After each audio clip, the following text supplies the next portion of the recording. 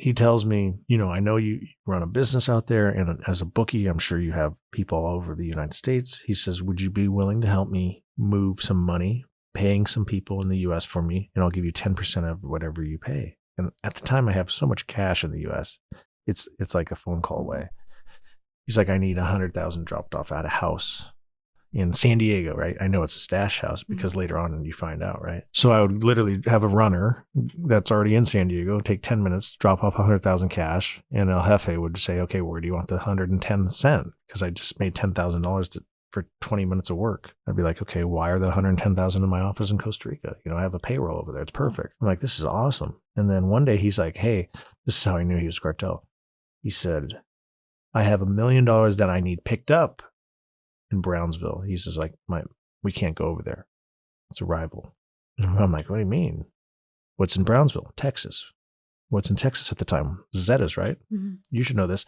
So I'm like, okay, he said something about rival. I'm like, okay. I said $1 million. I'm doing the math. I'm like, that's 10%. That's $100,000. I'm 24 years old. I'll figure out how to, I don't know how I'm going to do it yet, but I'm going to figure out how to pick it up, right? For $100,000 in one day. So I'm just a kid. I call a private jet company. They have a dual prop. They charge $2,500 an hour. I'm like, okay, it's going to take me 4 hours to get there in a dual prop.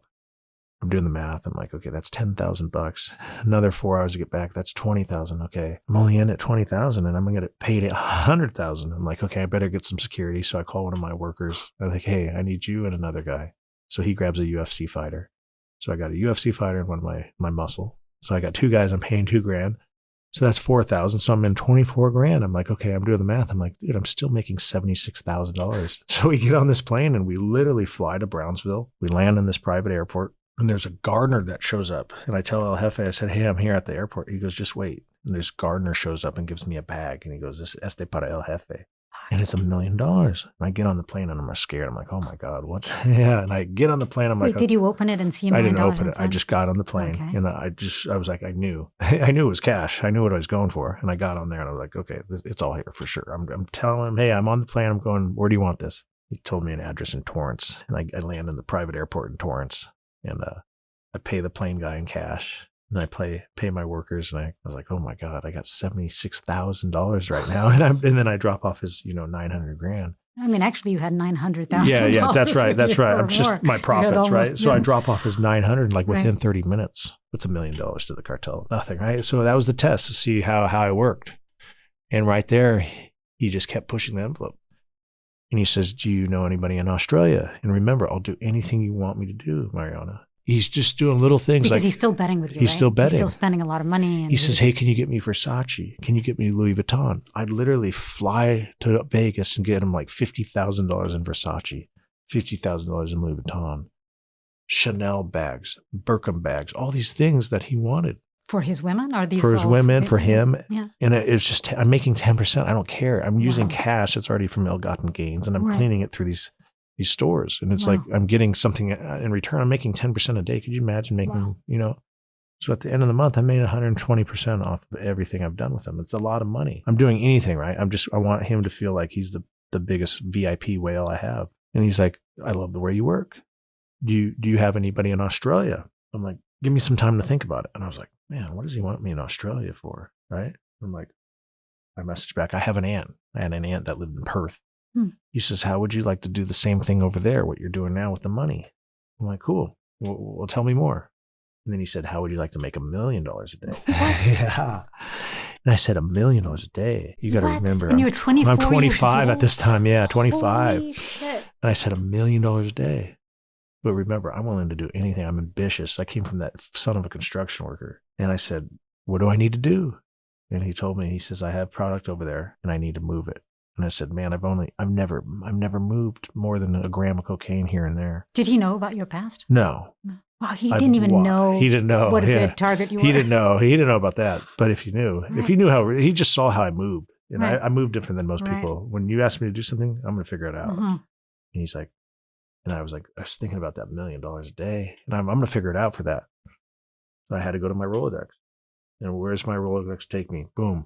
USC baseball team. There was a guy that played there that once told me his brother was in the weed business and his brother was in the international weed business. I remember that guy was now an assistant graduate coach at USC. So I drive back to USC. I find him. I said, your brother was in the weed business. Is there any way I can talk to him? He's like, why do you want to talk to him? I said, just let me go talk to him. So I go down to San Diego. I meet his brother. He says, I'm actually playing. He was playing, I think it was handball. No, it was a racquetball. I'm actually playing racquetball with one of my contacts, international contacts from Italy. I'm like, oh, this is perfect. I meet this Italian. We'll just call him Uncle Louis, right? That's a good name for you because that's what it's called in the book.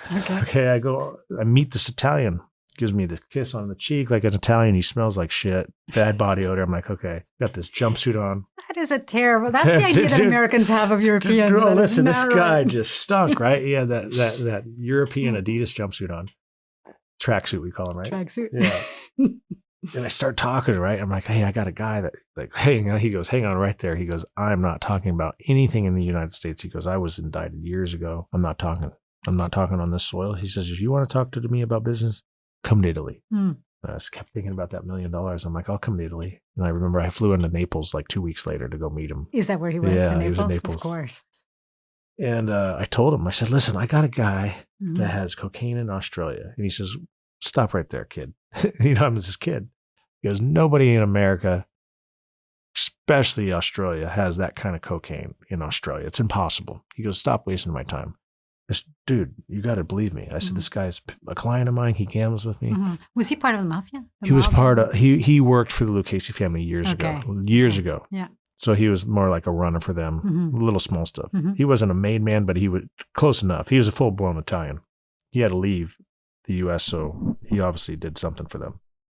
And he's telling me, he's like, listen, I don't believe you, but if you do, I'm telling you, I can move everything for you. And he's like, do this. He says, get over there to Australia, and as soon as you're there, message me, and I'll come over there. Like, and why was he helpful to you? Because of the way of moving? No, because he had international contacts. When you're in the international business of drugs, you have contacts throughout the world. Okay, so you know how to move money and drugs. You can move money and drugs. Right. But I needed him because I couldn't move product. I didn't know anyone in Australia. Right. Apart from your aunt. Exactly. My aunt's not going to know about this. Yeah. So if I'm talking to someone in the international drug business, he knows people in Amsterdam. He knows people in Portuguese, Italy, wherever it may be. It's a very small network, and it's very lucrative if you're at that level. And he says, son, there's no way you have it, but if you do, I got you. And I get over there. I remember I fly to Australia. I go back to the U.S. and I tell Jefe, I got someone, but he doesn't believe me. He goes, stop wasting my time, kid. Get over to Australia. So I get over to Australia. I'm like, oh my God, what am I going to do? I get a place in Sydney, Darling Harbour apartment, and El Jefe messaged me, you ready to work? I'm like, oh fuck. So I haven't even seen the product. I tell Uncle Louis, hey, it's here. Get over here. He lands in Sydney, and he gets a place in Coogee Beach. And I said, it's here, man. I go see him. I said, it's here. He says, well, what do you want me to do? I tell El Jefe, what do you want us to do? He says, get a room at the Four Seasons Hotel in Sydney. And he says, as soon as you get that room, message me. So I get this room. I think I'm in like 428. I tell Uncle Louis, get the room right next to me. 20 minutes later, guy knocks on my door, and he's wearing this DHL outfit. He has a package, like just a regular delivery.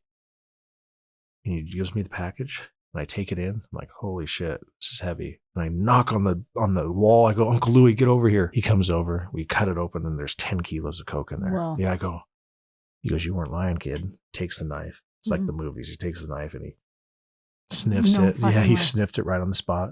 He's like, this is fucking pure. He said, this is like Colombian or Peruvian. He didn't know where it was from. How much was a kilo going for in Australia at the time? 150,000. Holy shit.